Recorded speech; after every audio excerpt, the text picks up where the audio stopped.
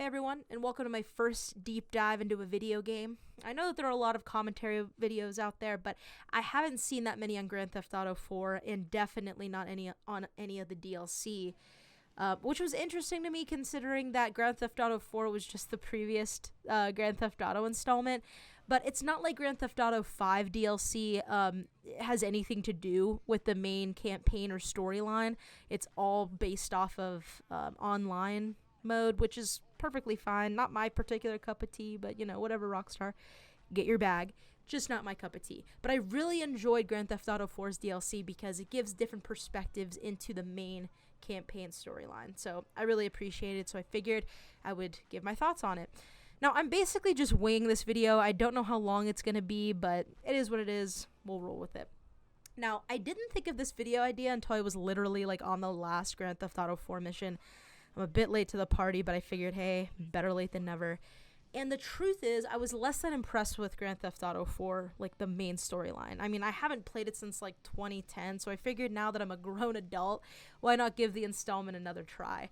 And I barely remembered the base game before replaying it, so I really didn't remember the DLC before replaying this DLC at all. So today I wanted to talk about the first installment in Grand Theft Auto 4 DLC that I played, The Lost and Damned, where you cruise around the streets of Liberty City as Johnny Klebitz, vice president of the Lost Motorcycle Club, one of Liberty City's notorious biker games, now the other one being Angels of Death, which is where your first feuds begin. But then early on, after a few missions, it's pretty apparent that Johnny doesn't quite get along with the club president, Billy Gray.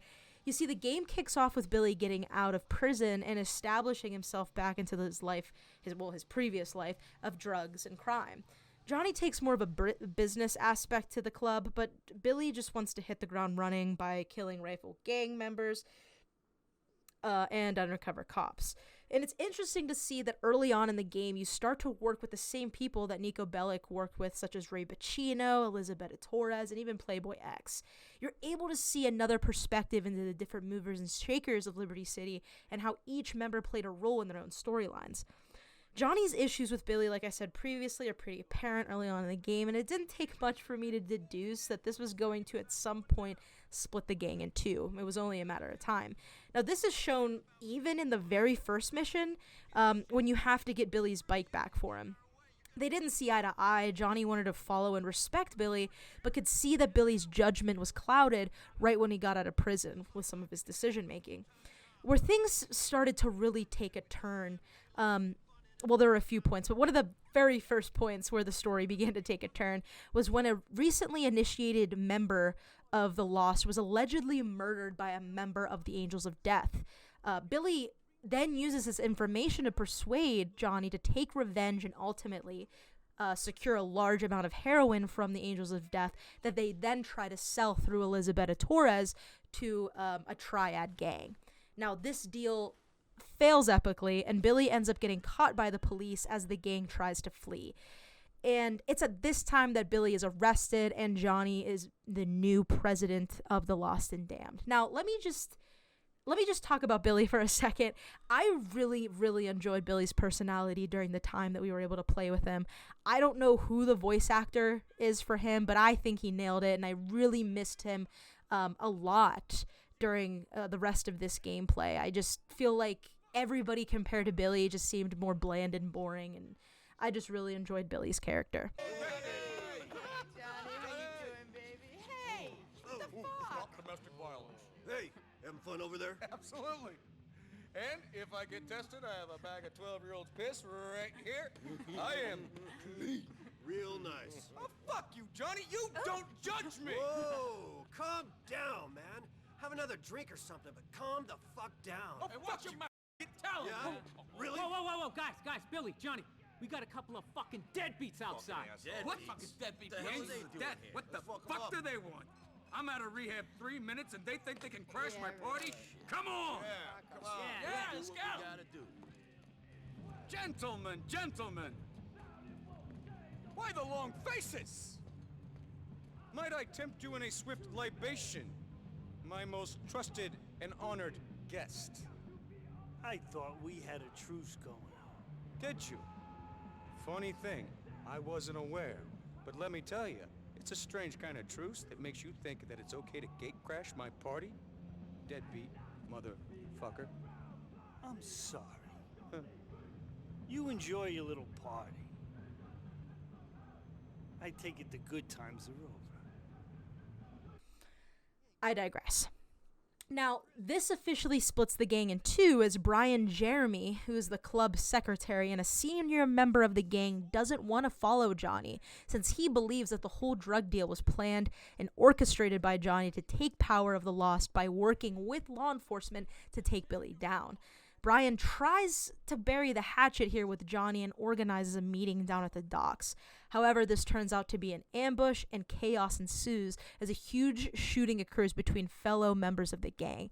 And this mission was definitely a lot. I mean, there was just an absurd amount of rebel gang members that you had to take down before fleeing and getting away, like an absurd amount. And I think that maybe it was supposed to be like that, because after a certain point you're like, holy shit, I'm not just like taking down, rival gang members of the Lost and Damned, or like the Mafia or something. Like, these are my own brothers and the Lost. And so it was an absurd amount of people, but maybe it was for a reason, I don't know. But that's just something that really stuck out to me. So anyway, Johnny's loyal group survives and they flee respectively. So Johnny's group flees and Brian flees to his safe house. Brian continues to be a threat to Johnny by sending members of his rebel faction to take Johnny down. And this leads Johnny to make the decision that Brian would have to be dealt with one way or the other. Johnny heads to Brian's safe house alone as he gets intel on the location from Ray Pacino. Johnny goes there and takes Brian out. And I'm not sure if this is how it played out in other people's games or it was just my game, but it was very anticlimactic. Like, I honestly expected more of a fight with this mission. I mean, Brian was able to organize like a whole ass rebel faction against Johnny, like the new president of the entire club. I mean, as Johnny, when you're completing this mission, you pull up, you throw a pipe bomb in the house to like drown Brian out. You meet him in the back of the house to like cut him off before he flees. Sure, you kill a few rival gang members, but that wasn't that hard. You meet Brian at the back of the house, you kill him, kill a few other gang members, and then you just leave. Like, it wasn't a big deal at all. And I feel like that was a huge turning point in the game, as it really shut down the door, like, on the aftermath of Billy getting incarcerated again and the gang being split in two.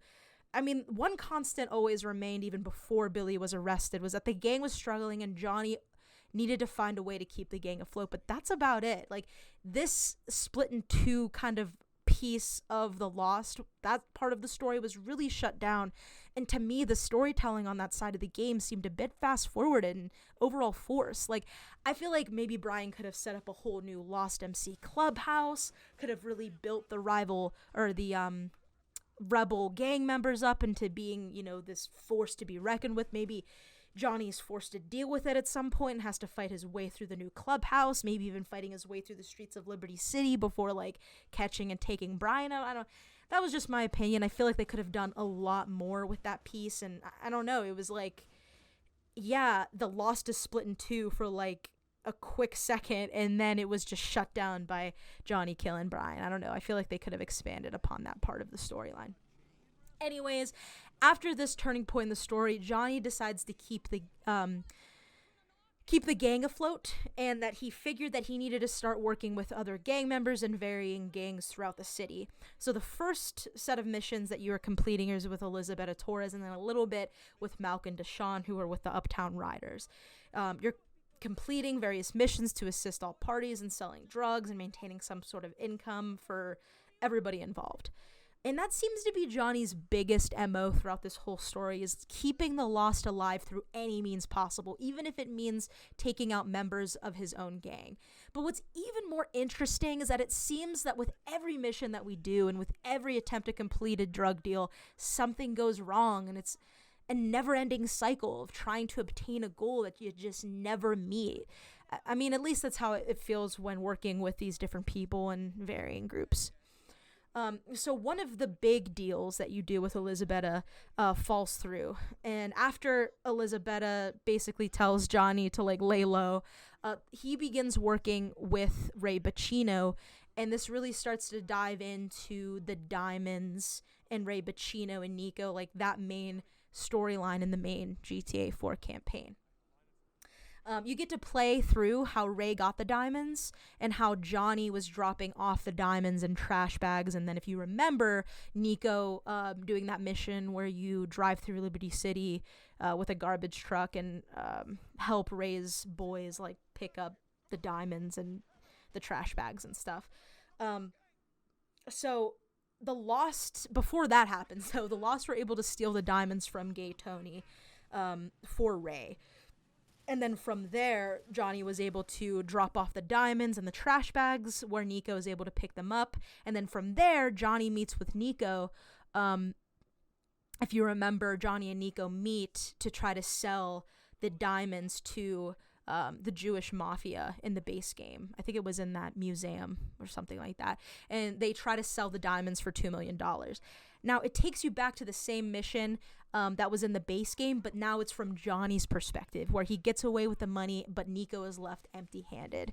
Johnny keeps the money for the Lost, gives it to Jimmy, and then reports to Ray that Nico was lying about the Lost getting away with the money, which I don't know who he was fooling, but whatever, he tried to lie about it. So intertwined after that mission and Johnny getting away with the money and stuff like that, intertwined with that is when Ashley, who is Johnny's ex-girlfriend, calls Johnny and asks for help because she is being confronted by Dmitry Raskolov's men.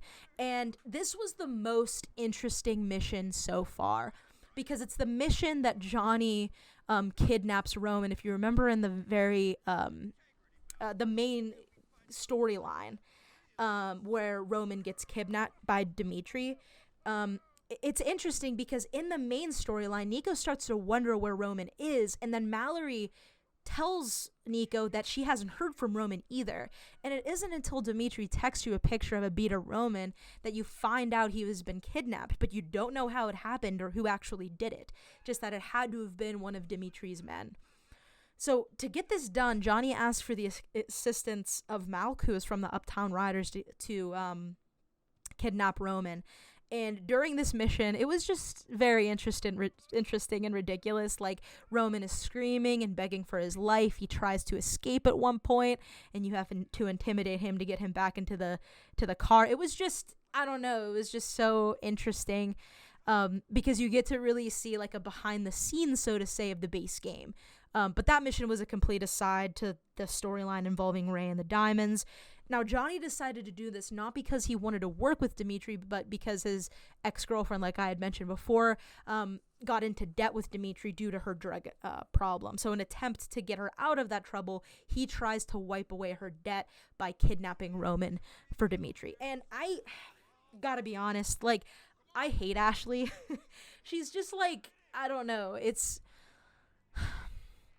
hard for me to wrap my head around because it's like Johnny has this weird sense of loyalty to Ashley for like no reason because he cares about her, but like at the end of the day he knows that he doesn't want to be in a relationship with her because he knows that Ashley is always going to choose drugs over him. So it's like he still is just there at any time that she needs him. They call each other baby and sugar and I love you, and it's just really weird and hard to wrap my head around, but it is what it is. That was just my opinion on Ashley, a quick opinion. So anyways, after that mission's completed and you do that for Dmitry, to absolutely no one's surprise whatsoever, Ray puts 2 and 2 together and figures out that Johnny was indeed lying about not having the money, and kidnaps Jim.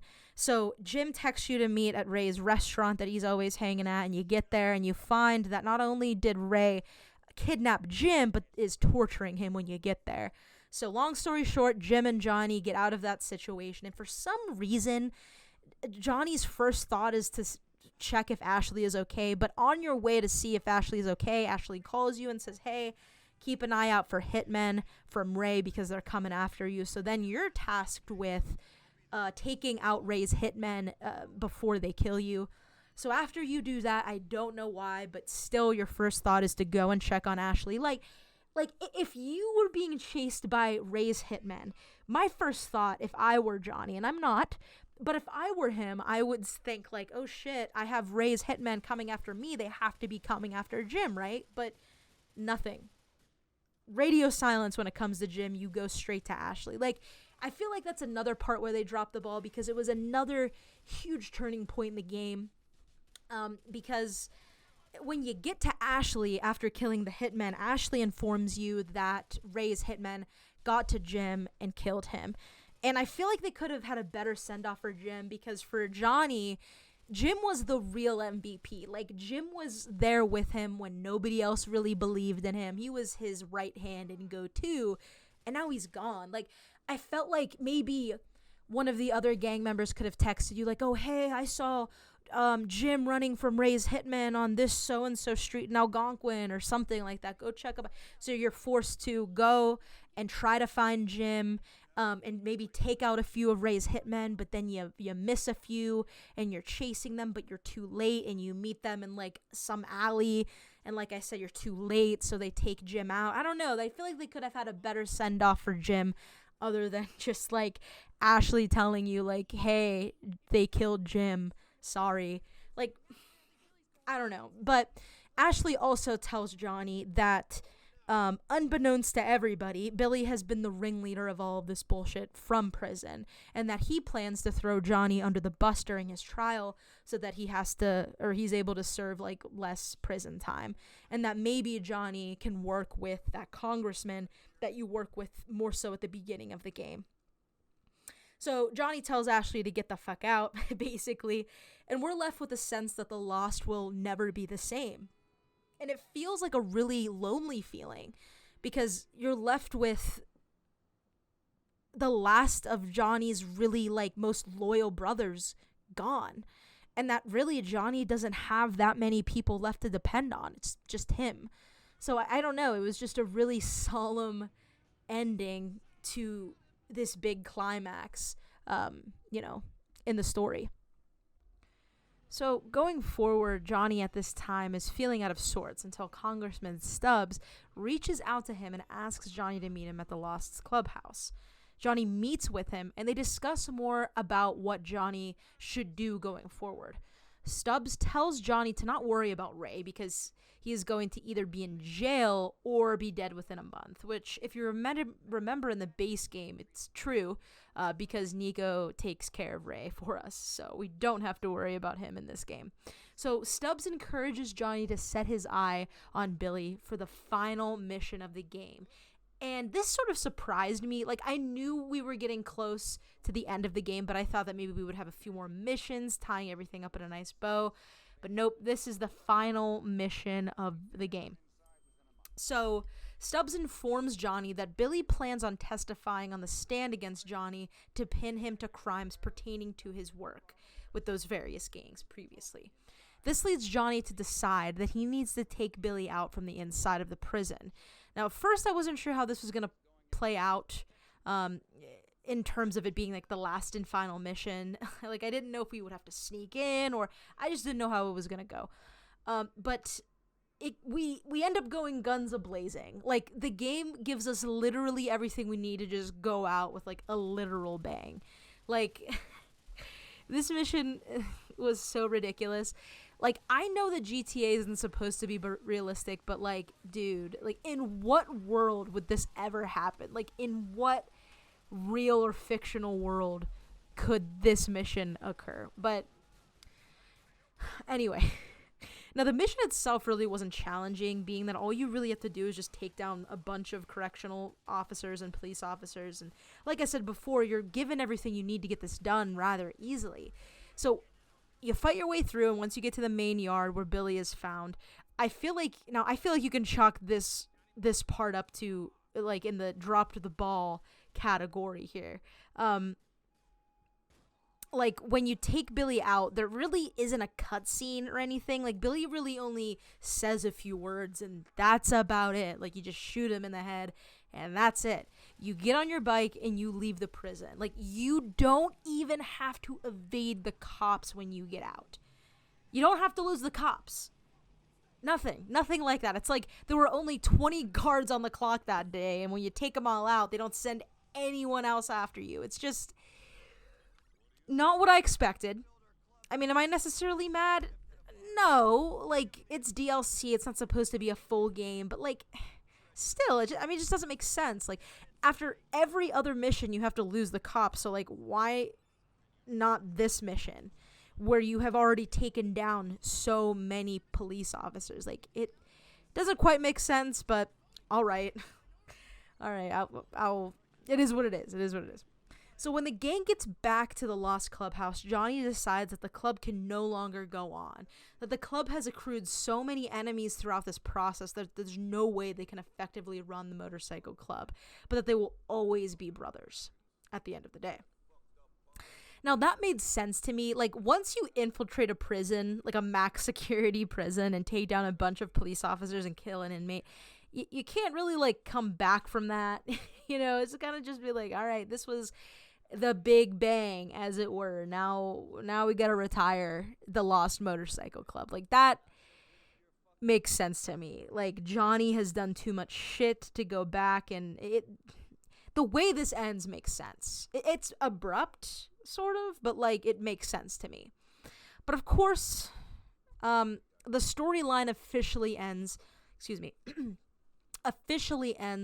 with a conversation between Johnny and Ashley. Of course it has to end on Ashley. Of course it does. But it isn't a long conversation. It's just that Ashley informs Johnny that she's going to admit herself into rehab, and then Johnny wishes her well. And that's about it. That's it. That is the Lost and Damned storyline. So my overall impressions of this game, it's DLC. And like I said, the developers dropped a ball or two in the storyline, but overall, I enjoyed being able to play the main story through a different set of eyes and experience different personalities. It overall was an enjoyable experience, and if you take it for what it is, you really can't be let down. The other thing that I really enjoyed about this game is the various gang fights you can get into, like side gang missions that you can do. There are 25 of them, and if you complete a certain amount, you get different types of weapons, so that's cool. There are also races throughout the city that you can do, but look, I gotta be 100% with you guys. I absolutely hate racing games. I hate racing in video games. It just, for some reason, I take it too seriously. It stresses me like the fuck out. I don't enjoy it at all. So admittedly, I did not partake in the races throughout the city. So that's really the only part of this game that I did not play into, were the races. So I can't really speak on that. But generally, I really, really hope that in future Grand Theft Auto releases, DLC like this is released. You know, DLC that expands or adds to the main storyline. That's definitely something that I'm going to want to see going forward. Like I said, with Grand Theft Auto 5, their big money maker was online. GTA Online. I get it. Get your bag. I totally understand it. And I've had various nights playing GTA Online with my friends, so like I get it. I do. It's just that really at the core of me, I love a good open world game with a good story. So really what gets me in terms of DLC and downloadable content for video games is this storyline, especially a open world video game like Grand Theft Auto. Now, as far as the characters, I generally like them overall. There are enough memorable characters to me for the DLC that it didn't leave me wishing that there were more personalities to the story. That was perfectly fine to me. I also like the different weapons that you play with in this DLC, like the automatic pistol, the automatic shotgun, the grenade launcher were super fun to use, and they actually ended up being my go-to weapons for most of the missions, even though you can play with most of, if not all of the base game weapons. Those ones I chose to play with, like, exclusively. But look, I don't want this video to be too long, so I'll wrap it up here. So let me know what you think. I definitely want to play through the next DLC, The Ballad of Gay Tony. Like I said, I've played it once before, like, shit, the way time flies, oh my god, 10 years ago, but I do not remember it at all, so it's going to be fresh in my mind.